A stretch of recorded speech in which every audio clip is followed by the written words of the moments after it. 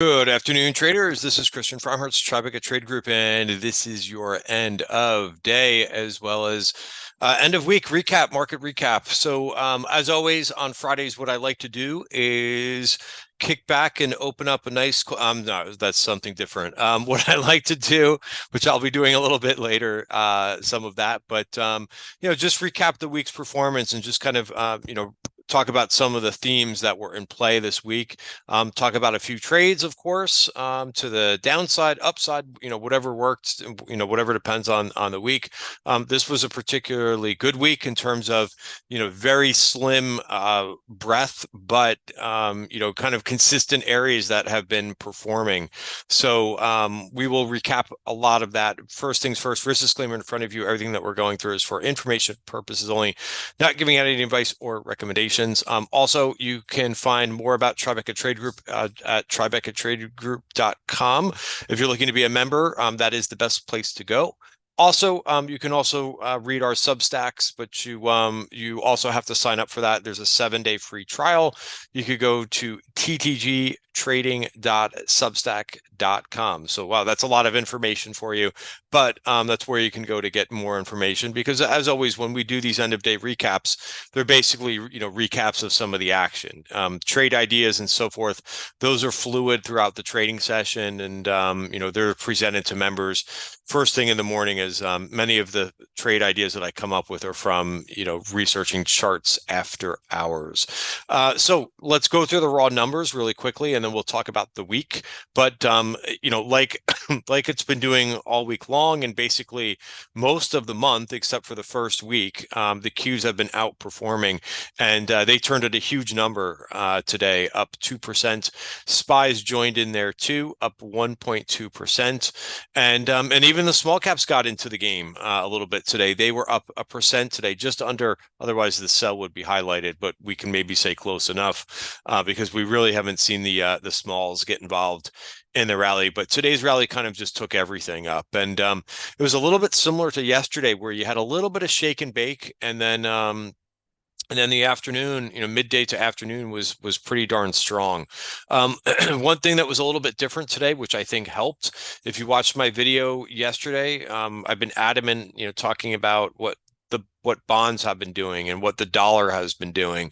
Well, bonds were a little bit shaky there. They went red for the day, and that's where things got a little bit shaky, particularly on the small cap side. You could pick up right away. Like there's no major questions involved. When we talk about when interest rates go higher, right? When you see TLT go down, obviously that's an inverted relationship with what yields are doing. But as soon as that happens, as soon as TLT starts going down, those areas like the small caps, they get hit the hardest. The clean energy names, they get hit the hardest. And those areas have really gotten taken, I want to say, to the woodshed this year. They've been down a lot. You could see clean energy, PBW, again, is down 23% year to date. I mean, these are like big numbers considering that we're just a few weeks in. And it just shows you that you have to be in the right areas of the market. And, what helps with that, of course, is, trend following, having a trend following understanding, knowing that you don't want to be in, downtrending charts. You want to be in the ones that, are moving up and to the right. And, of course, look for names that are pulling back, into the moving averages or into support while in uptrends, right? Those are the areas, those are the things we want to buy, right? We don't want to mess with the areas that continue to make lower highs and lower lows. And, that's what you have going on with several areas of the market. I'll talk a little bit more about that when we talk about the weekly performance, but what can you say about the semis? Up another 3.8%, a big surprise for SMCI, which I think I went over a little bit in yesterday's end of day video. That happened at the end of the day. But so I want to try to use TradingView a little bit. So we'll get to SMCI, but I should go through the indices first. But that looks pretty neat, doesn't it? In terms of first of all, the value, the market web's value areas being on TradingView, but just that breakout, a little bit of hesitation there. going back to where we were on the 11th and 12th, we kind of tagged that top of value, but weren't ready. We made a higher low here, and then we moved right through here. So, very clean move here. We could, same thing with the 1 hour value area. That's why these things are important, right? When you look at, and we could just go through one or two of these, I guess, but it's just take me a minute to get the formatting done here. But right, that's why like these things are kind of sticky, right? Once we're in trying to break inside value, right? There's always this little hesitation at the bottom of value. Notice that we broke through the top of value this morning, and then we did this little back check, right? Throughout the day, this was, I think, around midday, right? We kind of came in and retested, right? And this is another way to use the value areas for a trade, right? A breakout, a retest, and then boom, right? But you could see how much easier it is once you don't have this resistance, right? This mess. Then then we can really kind of get going, right?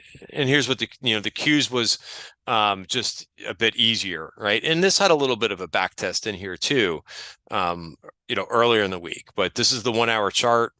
And we came in here, we found some support. This was the weakest area, the weakest time of this week, right? But we held on here quite nicely, broke through briefly, and then ever since then it was basically just up and to the right after this little retest, right? A little bit of an inside move here, and really impressive, right? And then if we look at this, of course, on the daily chart. Let's see, did I bring the right thing up here? Yeah, I guess I did here. I just have to reformat this. But yeah, I mean, that's a pretty clean move, breaking out to new highs. Closed just above there. Again, we talked about that in yesterday's video, that we had our levels to watch for 12-13 and off to the races to the upside. I can bring up IWM too, even though I'm not really doing anything here. Still, I'm watching. Maybe this will continue to bounce away from here, but just a different picture, right? This is range bound. I think that this value area is just very wide too. Sometimes when you have a value area for a period, right? This is for the month of January. When it's this wide, sometimes you do get kind of a choppy type of month, right? And then once you have a more normal sized value area, then you can kind of begin to kind of move a little bit differently. But that's what we have there. Also, just one look at bonds, because I think that this is important once you start to look at, do I have we could look at the weekly value area on here. I'm not sure why it's not showing up right this second. It should show up on this, but that's okay. It might just have a little bit of a bug, but take a look at that, right? So I tweeted this out earlier today, and I was talking about the value area for the year, right? And that's what we're looking at when we're looking at the weekly chart. I mean, that's a pretty good kick save.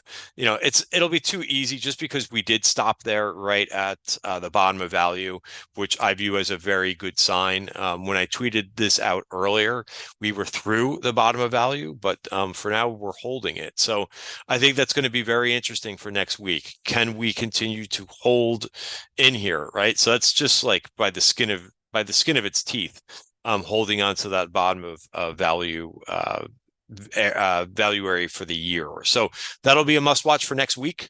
Right, because I know that if we get more volatility in bonds, it will translate, especially to things like the small caps as we went over. So stock of the day. Well, I feel like there's a few stocks of the day today, but no doubt it was this SMCI. Let me just move to the back to the weekly chart here. Or excuse me, sorry, I'm going to make mistakes in this video a lot because it's been a long week, and did a lot of trading this week. But yeah, I mean, look at the volume today on the breakout. I spent a lot of time. We have Q&A at Tribeca Trade Group on Fridays at 1 o'clock, and I really, we talked about a couple different things. We talked about getting rid of losers and cutting out of trades, even if you establish them during the day, and and you lose the trigger that you were looking at, intraday, just get out of the trade. Sometimes when you do those types of things, you could really save yourself. And I'll talk about, Celsius is one of those names, and I'll give you the example in just a second. But let's talk about SMCI first. Sorry, when you've got this many movers this week, your brain tends to and thought process tends to jump around. But so yes, the breakout in this. So what I find kind of interesting about this was, of course, they had great numbers that brought the stock up, but this has been a tough stock over the last few months. In fact, like I just stopped trading it. Because it just got too tricky. Whenever something gets a little bit too tricky, I just kind of stay away from it and wait for things to improve, whether it be an earnings report, and that's going to be the case for a lot of names, now that we're just kind of starting earnings season. We haven't had any of the real big companies report, other than the banks and a UNH in there. But you are going to find your potential leaders for the next quarter based on, names that have standout earnings. And a lot of times what will happen is the institutions will basically, they'll have to start accumulating a name based on those earnings results. So they're, because it really changes the whole narrative of a stock. It changes the story of the stock, and funds want to get involved. Funds and retail wants to get involved in a story that looks like, where growth is accelerating, right? And that's a situation here. So I am long a little bit of this. I was not long, yesterday, except I do have a position. Sorry. So I manage two portfolios. One is my trading account, which I speak about most of which in these videos. And the other one is the TTG trend portfolio. And I've had a position in SMCI for probably a couple years now at this point. Not a big position, a little position in SMCI. But in my trading account, I really haven't done much with this because it just got too difficult. It wasn't behaving as well as, the rest of the semiconductors and NVIDIA and AMD. So, there was no reason to really get involved in this stock for now, and I've seen it one day, it was down like 4% on no news. And meanwhile, the rest of the semis were going up. So, that's okay. If you weren't involved in trading, that's okay, because I know everybody says, oh my God, I had it at this point, or I traded it yesterday or a couple weeks ago and I don't have it anymore. Geez, I should have held on to it. Okay, well, that's fine for your long-term account. But if you're a trader, you probably weren't in this thing. But so the main question is, well, where is it going now? And, I actually bought a little bit of a position. We talked about how to kind of play this name on the break. My thought process is when a name is moving like this, when it's up 20, 30%, I'm not going to get in big because it's a little bit too risky and it's got a lot of momentum. But you kind of have to have a little bit of a trading hunch in here. And the trading hunch is that this thing has been going sideways and is a big break of the range. So I think this thing continues to go higher. Do I think it goes up, on Monday too? I don't know. I don't have a crystal ball, but I think if it comes in a little bit, right? And my plan was to buy a little bit more. I bought some at, where did I buy some today? I bought some today at 403, right? And probably people were like, oh geez, that's crazy. But you have to have a plan. And my plan was, if it comes down to about 390, I'll buy some more.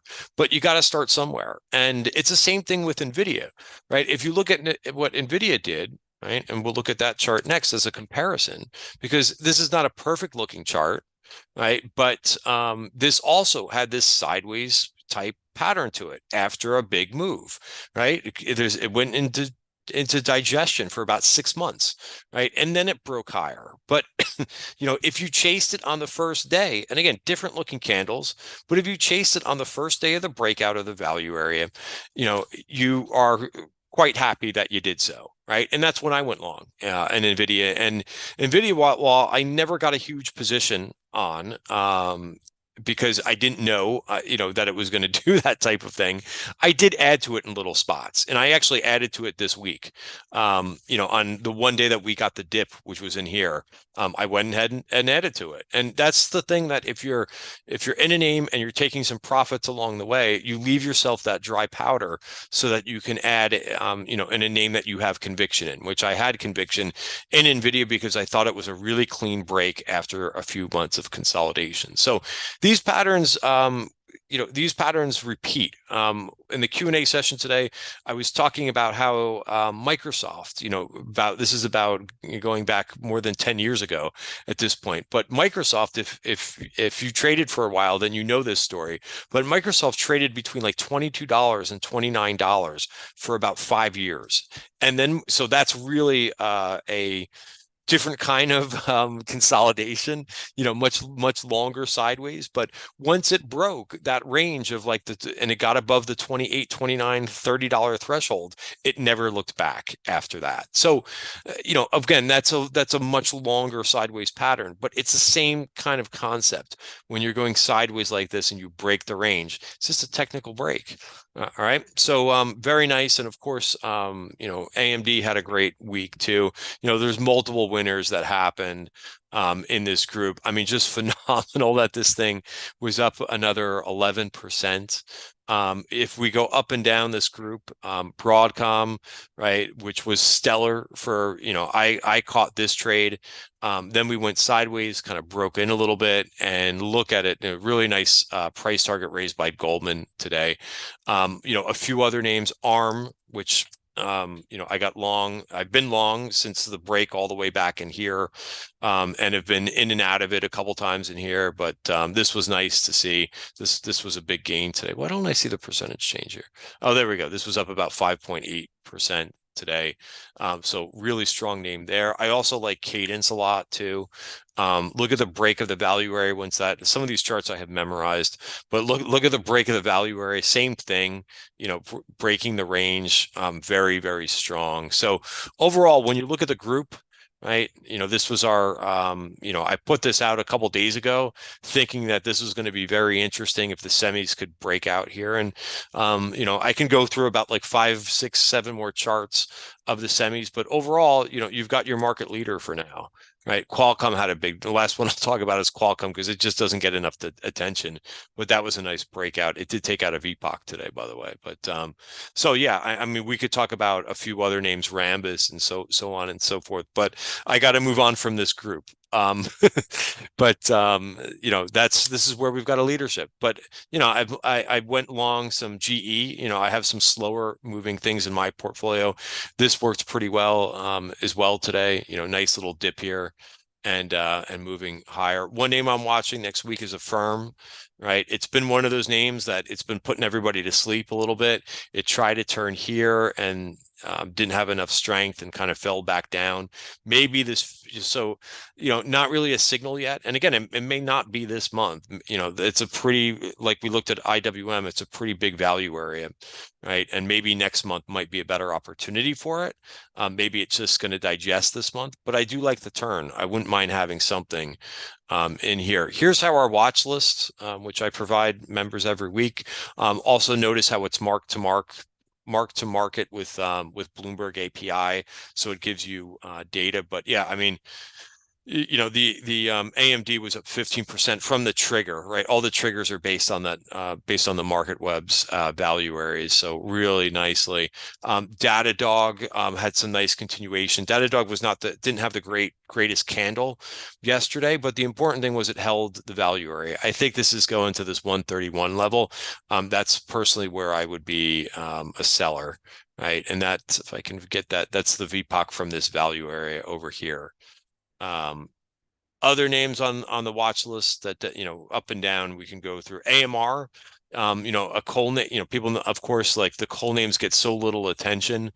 I know Lawrence McDonald, I think, has been talking about coal names for a couple of years now. He's been spot on with this group. But this look at it. It's not a AI stock. It's a coal stock. I think we talked about those for a minute yesterday too.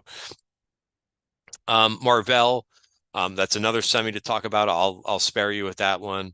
What besides what was interesting today too was the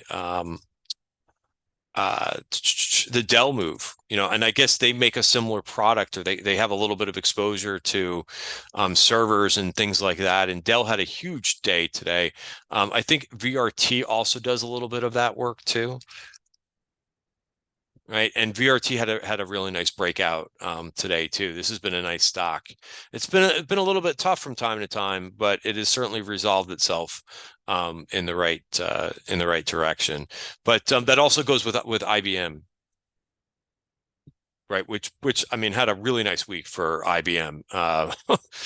That's again, how many times can I say impressive? But notice this is heading towards that VPOC up there, which again at VPOCs I'm usually taking profits.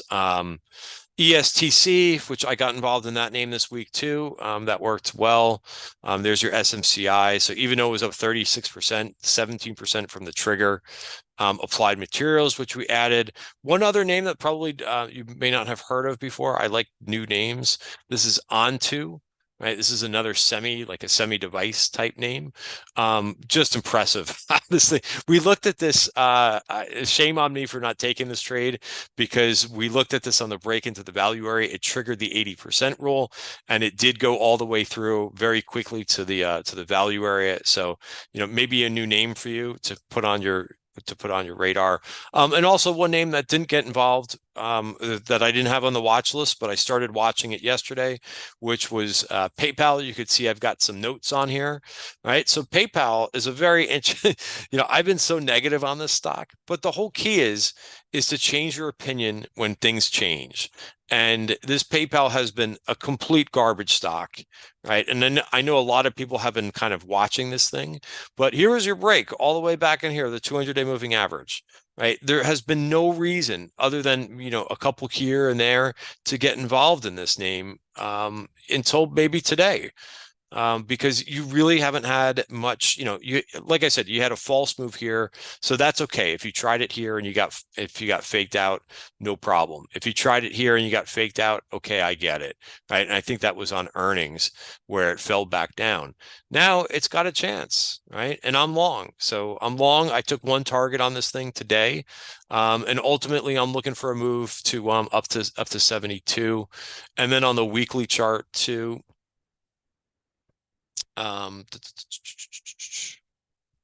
Weekly chart, right? I'm looking for the move up to 77, right? Also note too, so just kind of get this so you could see it. Notice how it's in value for the year and just at the bottom of value. So I would be looking for a move all the way to the top of value. So that's what I think that's a good percentage move, right? And that's what I would be looking for PayPal. I mentioned that I would go through the weekly performance. I'll just bring this up for you, just some observations. Talk about the haves and the have-nots. Amazing. Semis, tech, communications, XLC, which covers both Google and Meta. But outside of that, telecom did well. I actually got long some T-Mobile this week, which worked. There wasn't much performance outside of those groups. So if you were in those groups, and probably a lot of retail traders were, awesome performance, but there's not a lot outside of those groups.